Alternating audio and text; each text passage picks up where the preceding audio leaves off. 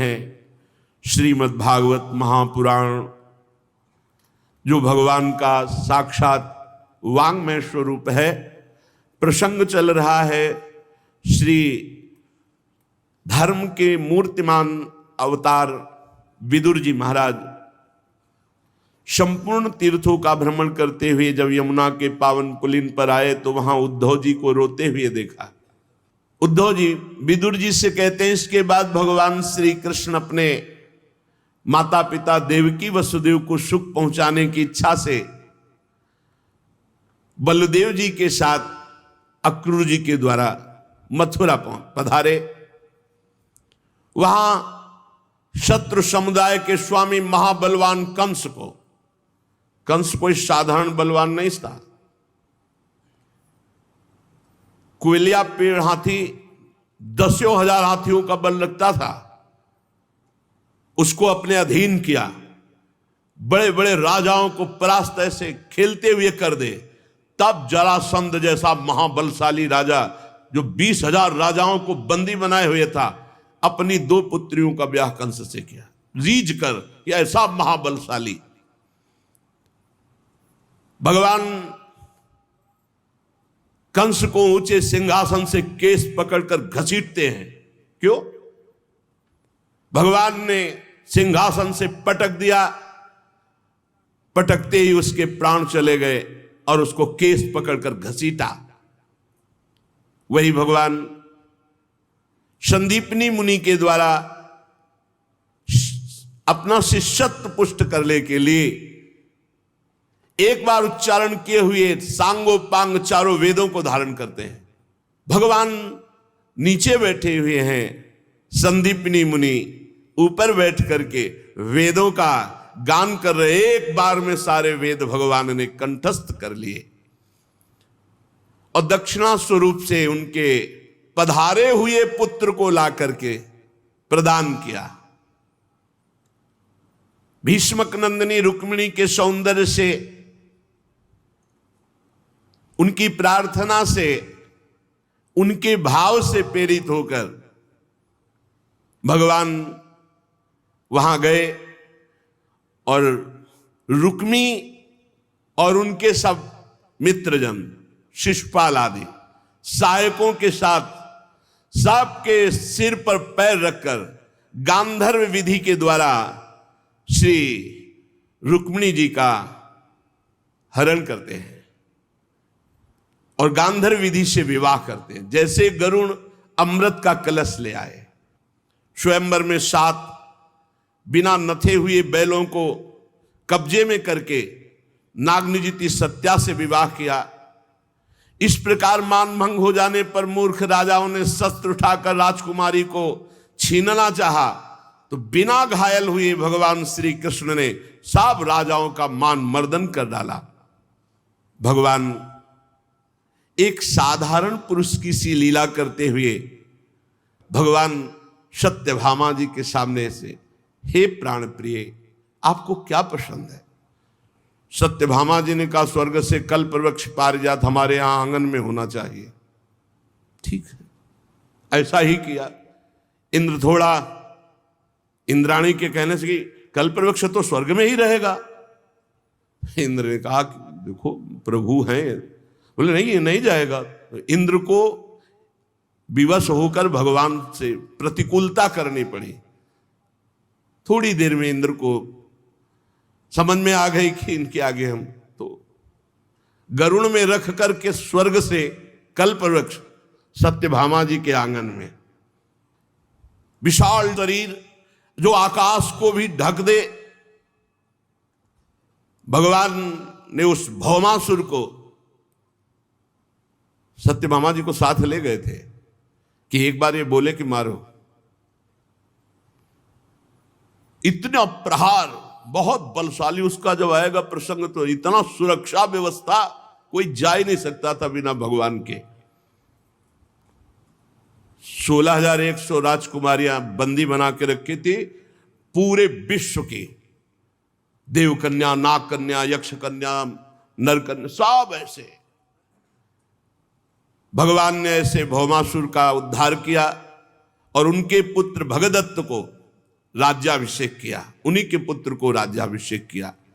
और जब अंतापुर में प्रवेश हुए तो 16,100 राजकन्याएं जो बंदी बनाए हुए थे, देखते ही भगवान श्री कृष्ण को आनंद में मगन हो गई और सब ने एक स्वर में कहा, प्रभु विश्व में कोई हमें स्वीकार नहीं करेगा, क्योंकि आसुर स्वभाव वाला है भौमासुर, हमें बंदी बनाए हैं तो कोई नहीं स्वीकार करेगा। अब हम आपकी शरण में हैं। तो भगवान ने 16,100 राजकुमारियों को द्वारिका पालकी में भेजा और इनके साथ एक साथ इतने रूप धारण करके एक साथ भगवान ने ब्याह 16,108। ये 16,100 वो राजकुमारियां हैं जो भौमासुर ने बंदी बनाया था और जिन्हें कोई स्वीकार नहीं करता, क्योंकि ये असुर स्वभाव का बंदी बनाए हुए कौन स्वीकार करेगा? भगवान जिसको कोई नहीं, और जो भगवान की शरण, भगवान ने अपनी प्रिया बनाया। भगवान ने उन सब से 10-10 पुत्र उत्पन्न किए, जिन्होंने संबलासुर, द्विविद, बाणासुर, मुर, बलवल, दंतवत, ऐसे ऐसे कृष्णावतार में एक दो कोई थोड़ी थे, बड़े महान महान बलशाली असुर भगवान ने अपनी शक्ति के द्वारा ही प्रेरित करके निमित्त किसी को बनाया। कि बलराम जी ने या अमुक जी ने, वो भगवान ही योद्धाओं में किसी को स्वयं मारा, किसी को निमित्त बनाकर दूसरों से, जैसे जरासंध को भीम से। आपके भाई महाराज विदुर जी जो धृतराष्ट्र हैं और पांडु के पुत्रों का पक्ष लेकर के भगवान ने कुरुक्षेत्र में पहुंची हुई सेना, जिससे भूमि कंपायमान हो रही थी, महाबली कर्ण, दुशासन, शकुनी, ये सब, भीम की गदा, अर्जुन का गांडीव, युधिष्ठिर का भाला, नकुल सहदेव के अस्त्र, इन सब से मारे जा चुके हैं, सब मारे जा चुके हैं। द्रोण, भीष्म, अर्जुन, भीमसेन के द्वारा ये विपुल संहार इन्हीं के द्वारा हुआ, क्योंकि ये पृथ्वी का भार हरण करने के लिए अवतरित हुए थे। अभी तो मेरे अंश रूप प्रद्युम्न आदि के बल से बड़े हुए यादवों का दुस्सह दल बना हुआ है। भगवान ने विचार किया तो ब्राह्मणों के साप से अपने वंश का संपूर्ण विनाश करवा डाला। महाराज हमारे प्रभु बड़े करुणामय हैं। उत्तरा के उदर में जो अभिमन्यु ने पुरुवंश का बीज स्थापित किया था, अश्वत्थामा के ब्रह्मास्त्र से एक तरह से वो नष्ट ही हो चुका था, भगवान ने उसे बचाया। बड़ी बड़ी अश्वमेध यज्ञ युधिष्ठिर जी ने भगवान के बल से ही की। विश्वात्मा भगवान द्वारिकापुरी में रहकर लोक और वेद की मर्यादा का पालन करते हुए सब प्रकार के योग की स्थापना की, सांख्य योग आदि, अष्टांग योग सब, क्योंकि ऐसे महाभोग में रहते हुए भी वो परम योगी रहे। विदुर जी, ये मैं अंतिम शोभा आपको बता रहा हूं अपने प्रभु की। एक पीपल वृक्ष के नीचे बाईं जांग पर दायां चरण रखे हुए, भोजन पान सब का त्याग करके आनंद प्रफुल्लित, उस समय मैं वही था। उस समय महान स्थिति को प्राप्त परम भागवत सिद्ध श्री मैत्रेय जी लोकों में स्वच्छंद विचरते हुए वहां पहुंचे। बड़ी ऊंची स्थिति के महात्मा मैत्रेय जी, वो आनंद और भक्ति भाव से भगवान के सामने नमन किए। मैं वहीं पास बैठा था, बस यही थे उद्धव जी, मैत्रेय जी और भगवान। ये जब भगवान परम धाम पधार रहे, श्री भगवान कहने लगे, मैं तुम्हारी आंतरिक अभिलाषा जानता हूं। ये बात विदुर जी को उद्धव जी बता रहे हैं, यमुना के पावन तट पर बैठे हुए। मैं तुम्हारी आंतरिक अभिलाषा जानता हूं, इसलिए मैं तुम्हें वो साधन बता रहा हूं जो सबके लिए अत्यंत दुर्लभ है। उद्धव, तुम पूर्व जन्म में वसु थे। विश्व की रचना करने वाले प्रजापतियों और वसुओं के यज्ञ में मुझे पाने की इच्छा से तुमने मेरी बड़ी कठिन आराधना की थी, इसीलिए तुम उद्धव के रूप में जन्मे हो आकर। ये तुम्हारा अंतिम जन्म है। उद्धव, अब मैं इस मर्त लोक से अपने परम धाम को जा रहा हूं। यहां एकांत स्थल है। तुम मेरे अनन्य प्रेमी हो, इसलिए मेरा दर्शन पाया। बड़े सौभाग्य की बात है। पूर्व काल में आरंभ में मैंने अपने नाभि कमल पर बैठे हुए ब्रह्मा को अपनी महिमा के प्रकट करने वाले जिस ज्ञान का उपदेश किया, वही मैं तुम्हें बता रहा हूं। विदुर जी, उद्धव जी कहते हैं, विदुर जी, मुझ पर तो प्रतिक्षण उन परम पुरुष की कृपा वर्षा करती थी। उस समय उनके इस प्रकार आदर पूर्वक कहने से मैं रो पड़ा, गदगद वाणी हो गई, अश्रुधारा बहने लगी और मैंने हाथ जोड़कर कहा, स्वामी मुझे कोई ज्ञान नहीं चाहिए, मुझे आपके चरणों का सानिध्य चाहिए। मैं आपके बिना नहीं रह सकता। कि आप अंतर ध्यान हो जाए, हमें ज्ञान विज्ञान। ये मेरे हृदय का भाव था। मैंने निवेदन कर दिया। उद्धव जी ने कहा। तब परम पुरुष परमात्मा भगवान श्री कृष्ण ने उस समय मैत्रेय जी और उद्धव जी ही हैं केवल, उपदेश किया।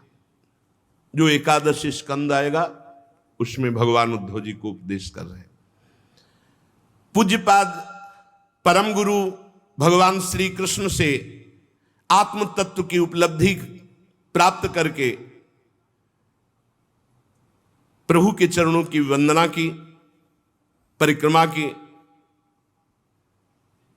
और मेरे देखते देखते वो अंतर्धान हो गए।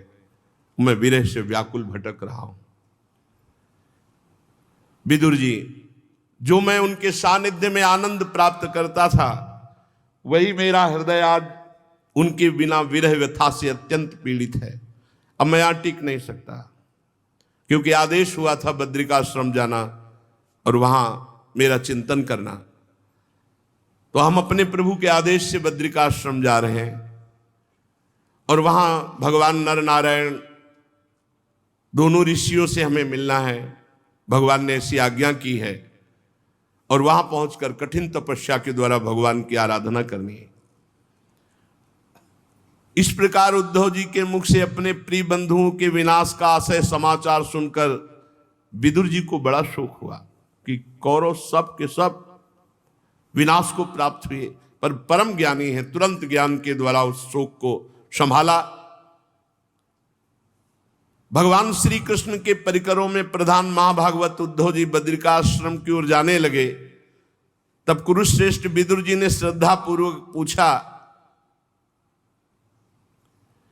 उद्धव जी, योगेश्वर भगवान श्री कृष्ण जो ज्ञान उस समय प्रकट किया, क्या वो हम सुनने के अधिकारी हैं?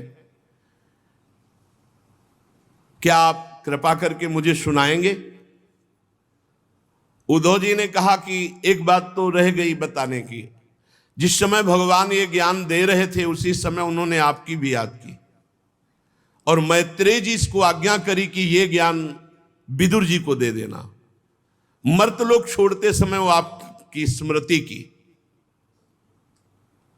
विदुर जी तो भावमगन हो गए कि भगवान जब अंतर ध्यान हो रहे थे तब हमारा स्मरण किया। मैत्रेय जी से कहा कि यह ज्ञान जरूर विदुर जी को दे देना। बहुत समय तक विदुर जी भावावेश में डूबे रहे कि भगवान ने अंतर ध्यान होते समय हमारी याद की। पूरी रात बीत गई एक क्षण के समान। प्रातःकाल हुआ, चल पड़े दोनों महापुरुष अपने अपने। राजा परीक्षित ने पूछा भगवान सुखदेव जी से कि वृष्णिकुल और भोजवंश के सभी रथी यूथपतियों के यूथपति नष्ट हो गए, यहां तक कि साप यदुवंशियों के संपूर्ण नाश का था। त्रिलोकीनाथ भगवान श्री हरि को भी अंतर्ध्यान होना पड़ा, तो उद्धव जी कैसे बच गए? ये तो भी यदुवंशियों में है, ये कैसे बच गए? परीक्षित जी ने प्रश्न किया तो श्री सुखदेव जी ने कहा यही तो हरि की सामर्थ्य है। हरि की इच्छा को कोई भी ऋषि मुनि साप वरदान कोई भी नहीं काट सकता। भगवान ने ये विचार किया था कि मेरे विशुद्ध ज्ञान को केवल ग्रहण करने का अधिकार उद्धव जी को है। इस समय सच्चे ज्ञानी उद्धव जी है। कुरुश्रेष्ठ परीक्षित, परब्रह्म परमात्मा भगवान श्री कृष्ण ने लीला से ही अपना श्री विग्रह प्रकट किया और लीला से ही उसे अंतर्ध्यान कर दिया। उनका अंतर्ध्यान होना भी धीर पुरुषों का उत्साह बढ़ाने वाला है। परम भागवत उद्धव जी के मुख से उनके प्रशंसनीय कर्म इस प्रकार अंतर्ध्यान होने का समाचार जान करके भगवान परम धाम जाते समय मुझे स्मरण किया। इस बात से जब उद्धव जी चले गए तो चिल्ला चिल्ला कर विदुर जी रोने लगे, क्योंकि उस समय तो गंभीर शांत हो गए। जब उद्धव जी चले गए तो विदुर जी रोने लगे। इसके पश्चात सिद्ध शिरोमणि विदुर जी यमुना तट से चलकर फिर गंगा किनारे पहुंचे। वहां पता चला कि अमुक जगह मैत्रेय जी रहते हैं। परम ज्ञानी मैत्रेय मुनि हरिद्वार क्षेत्र में एकांत में विराजमान थे। भगवत भक्ति से शुद्ध हृदय वाले परम ज्ञानी विदुर जी उनके पास पहुंचे और प्रणाम करके पूछा। विदुर जी ने कहा भगवान आपको संपूर्ण ज्ञान दे गए हैं, मैं आपसे कुछ प्रश्न करता हूं। ये सब जगत मंगल के लिए, विदुर जी को किसी ज्ञान की जरूरत नहीं, क्योंकि साक्षात परम ज्ञानी 12 भागवतों में धर्मराज हैं। संपूर्ण ज्ञान है भगवान का, संपूर्ण ज्ञान। भगवान संसार के सब लोग सुख के लिए कर्म करते हैं। विदुर जी ने प्रश्न किया कि संसार के सब लोग जितने भी कर्म होते हैं उनका लक्ष्य होता है सुख मिल जाए, परंतु उनसे ना तो उन्हें स्थायी सुख मिलता है और ना कभी दुख दूर होता है, बल्कि उससे दुख की और वृद्धि हो जाती है। अतः ऐसा क्यों होता है? इस विषय में आप कृपा करके बताइए। मुझे उस शांतिप्रद साधन का उपदेश कीजिए जिसके अनुष्ठान से भगवान हृदय में प्रकाशित हो जाते हैं, अपने स्वरूप का बोध हो जाता है, अपरोक्षानुभव। वो मैं आपसे उपदेश चाहता हूं। और महाराज त्रिलोकी के नियंता परम स्वतंत्र भगवान श्री हरि जो जो अवतार लेकर लीलाएं करते हैं, अकर्ता होकर भी उन्होंने कल्प के आरंभ में सृष्टि की रचना की, इसे स्थापित किया, जीवों की जीविका का विधान किया, फिर इन सब को समेट करके वृत्ति शून्य होकर योग माया का आश्रय लेकर शयन करते हैं। तो योग योगेश्वरेश्वर भगवान श्री कृष्ण संपूर्ण ब्रह्मांड की रचना करते हैं, पालन करते हैं, लय करते हैं। मैं समझना चाहता हूं कैसे करते हैं। भगवान सदैव अपने भक्तों की रक्षा के लिए, प्रेमियों के लिए, भूमि के लिए, देवताओं के लिए, गौ के लिए वो अवतार लेते हैं। मैं श्री हरि के लीलामृत का पान करते करते कभी तृप्त नहीं हो पाया, इसलिए मैं आपके श्रीमुख से सुनना चाहता हूं। मैं सुनना चाहता हूं भगवान की विभिन्न विभूतियां कौन कौन सी है, कौन कौन से रूपों में भगवान अपनी विभूतियों के रूप में इस जगत में विराजमान है।